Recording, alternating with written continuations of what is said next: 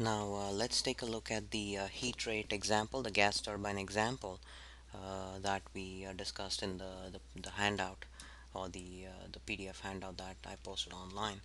The heat rate data is given here.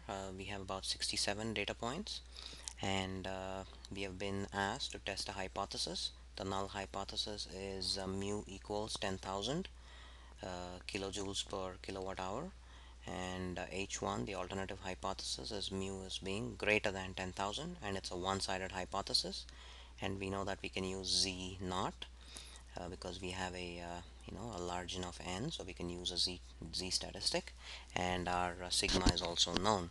The rejection region is Z naught is greater than Z alpha, and we can compute the test statistic as follows. Z naught is nothing but x bar minus mu divided by sigma over square root of n, so that can be computed as follows, and we can make a decision based on the rejection region. So Z alpha, which is nothing but C of 0.05, we have been asked to test this hypothesis at a 95% confidence level, or 0 alpha of 0.05, and since this is a one-sided hypothesis, we can directly use ABS, absolute value of the norms inverse of 0.05, that will give us 1.64.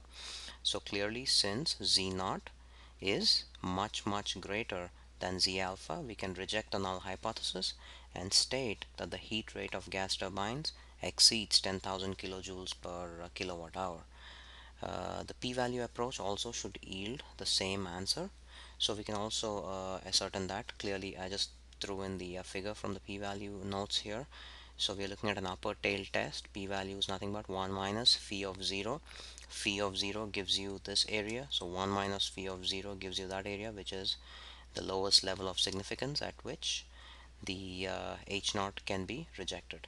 So here clearly p-value is very small, so it turns out that I can do 1 minus norms dist of 5.472, which is your z naught, the test statistic, and when you do that you almost get 0, which means there is really almost no risk of rejecting the null hypothesis. So lower the p-value, the stronger evidence there is for rejecting the H naught and choosing the alternative hypothesis. So that's how you can handle a one-sided hypothesis, and you can try to answer part B of this question, which is what kind of type 1 error and type 2 error there might be. So just write a statement about what type of type 1 error can decision makers gain, or I'm sorry, decision makers cause in this test, or type 2 error that is caused in this test. So this data set and this entire Excel file is posted online, so you have this heat rate data set, and you can try to repeat these steps. So that's how you would use Excel to solve hypothesis test problems.